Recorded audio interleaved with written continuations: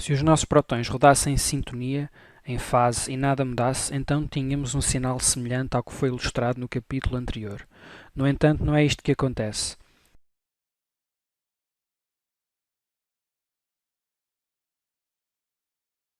Esta é a situação logo após o pulso DRF ter sido ligado.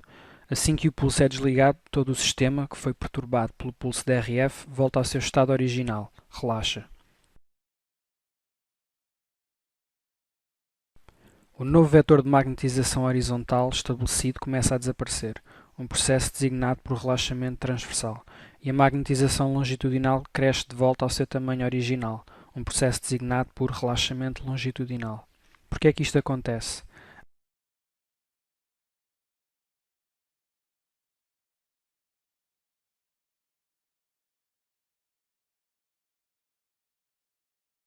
A razão pela qual a magnetização longitudinal cresce e volta ao seu tamanho normal é simples de entender. Nenhum próton caminha sobre as mãos por mais tempo do que aquele que precisa. Os prótons que foram elevados para um estado superior de energia pelo pulso DRF voltam para o seu estado mais baixo de energia e voltam a caminhar sobre os seus pés novamente. Vejamos o que acontece.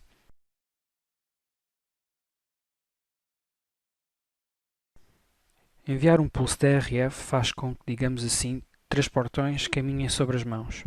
Por uma questão de simplicidade, os prótons ilustrados não estão em fase. Após o pulso DRF ser desligado, os prótons voltam ao seu estado mais baixo de energia, ou seja, apontam para cima, mas nem todos os prótons fazem isto ao mesmo tempo. Isto porque se trata de um processo contínuo, como se um próton após o outro voltasse para o seu estado original. O efeito é que a magnetização longitudinal aumenta e cresce de volta para o seu valor inicial.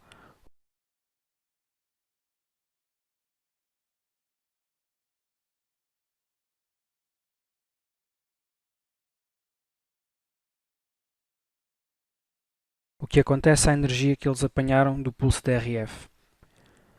A energia é perdida para o ambiente em redor, o tecido, e é por isto que o processo não se designa apenas por relaxamento longitudinal, mas também por relaxamento de spin-tecido.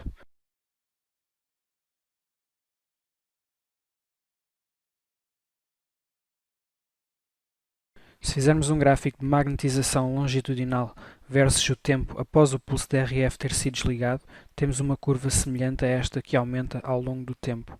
Esta é uma curva T1.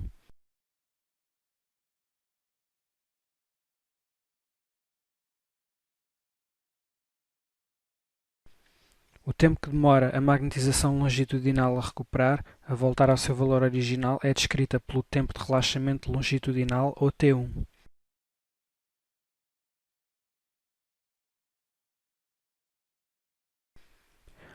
O que está ilustrado não é o tempo exato que demora, mas uma constante a descrever a rapidez deste processo. Isto é como fazer uma volta num circuito fechado com um carro de corrida. O tempo da volta dá uma ideia do tempo que a corrida vai demorar, mas não é o tempo exato. Ou mais especificamente, T1 é a constante de tempo comparável com as constantes de tempo que, por exemplo, descrevem o decaimento radioativo. Que T1 é o tempo de relaxamento longitudinal é fácil lembrar.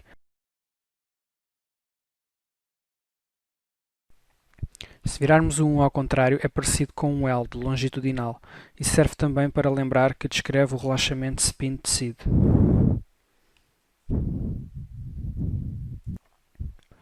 Outra dica é que o número 1 pode ser comparado a um fósforo, e este fósforo deve-nos recordar algo que já foi mencionado. Outra dica é que o número 1 pode ser comparado a um fósforo, e este fósforo deve-nos recordar algo que já foi mencionado. O relaxamento longitudinal tem algo a ver com a troca de energia térmica que os prótons emitem para o tecido envolvente, enquanto regressam ao estado mais baixo de energia.